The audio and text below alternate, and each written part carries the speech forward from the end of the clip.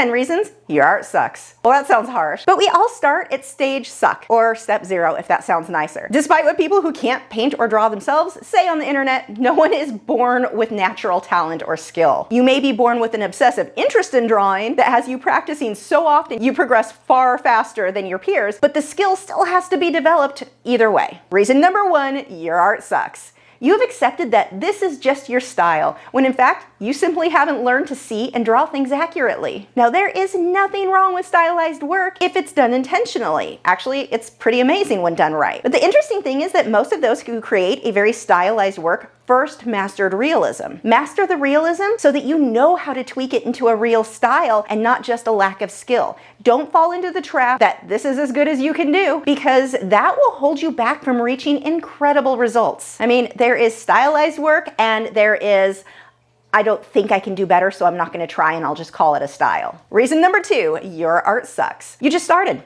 This seems so obvious, but so many artists that get started expect their first couple of paintings or drawings to look like somebody who's been painting for 20 years. We all start at 0. We work up from there. There is absolutely no reason you can't achieve what somebody else does, but you have to put in the same amount of work that they did. Now, there may be shortcuts if you're taking lessons, so you can go get through the process a little bit faster, but you still have to put in the work. Reason number 3, your art sucks. You think, I'm a beginner, so I'm just gonna keep following beginner lessons. Usually those who are teaching nothing but beginner lessons are beginners themselves, even if they've been doing it forever. It is possible to be a 20-year-long beginner. If you want to improve, you need a teacher who is more advanced and is going to push you to try more difficult paintings and techniques. Most of the beginner lessons on YouTube are really just craft style paintings, not technically what we would consider fine art. Super fun. I am not discouraging anyone from doing them, but you're not going to learn much from them either. But the fun kind of makes it worth it. If you want to create more artistic freedom in your work, you've got to jump into the deep end. Nothing will push your skill level farther or faster than trying things that feel too hard. Will your work look just like the more advanced teachers did? No, of course not. But that's how you progress. Stop limiting yourself and jump into advanced projects to watch your skill levels soar. Reason number 4, your art sucks. You've been listening to non-supportive friends or family, or even art teachers. I have had students come to class and tell me the harsh things that their spouse, who couldn't color match their way out of a paper bag, tell them that the work they were doing was terrible and a waste of time, that they were never going to be any good. People with no experience giving the worst, most discouraging advice. They were laughed at. I have had students whose high school teachers told them that they were terrible at art and they needed to learn how to draw. These were all students who had amazing potential.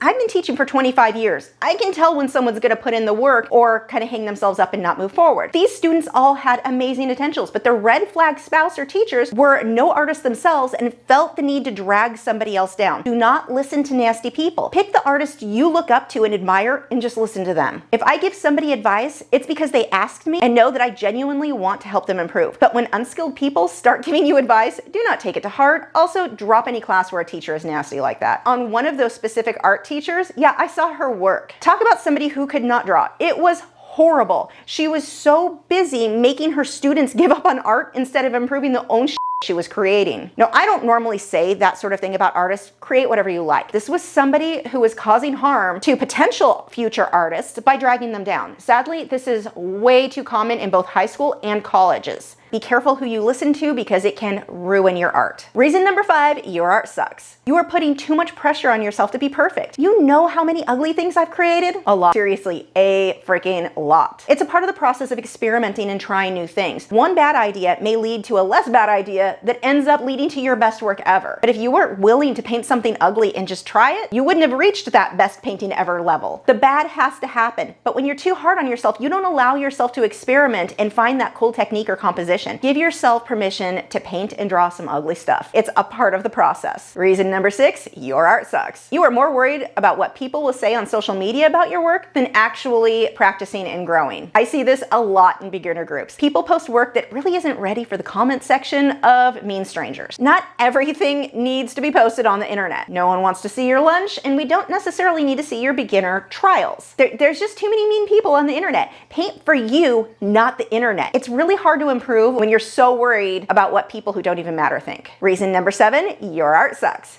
You are too harsh on yourself and you can't enjoy the simple act of creating something that did not previously exist. I see people who give up just because of the pressure they put on themselves. I've seen amazing artists do this. Art is so good for your mental health. It's also amazing for seniors to keep your mind sharp. You don't get to experience those benefits if you're so harsh on yourself that you give up out of frustration instead of enjoying the process of creation. Students who enjoy the process always progress faster than those who only see the negative in every brushstroke. Have fun, loosen up, and soak in the happy creative vibes as you work. Reason number 8, your art sucks. You're a beginner, so you joined art groups for beginners, and you keep listening to their advice. Most of the beginner groups I've seen get really nasty towards experienced artists, so those of us who are experienced don't generally bother posting on them. Because of this need to have a safe space for beginners, they only get beginner advice. The things I see people tell others is legitimately holding them back. Seriously, some of the worst advice comes from groups for beginners. They watch one terrible YouTube video and declare themselves an expert enough to be advising others. It's kind of painful to watch.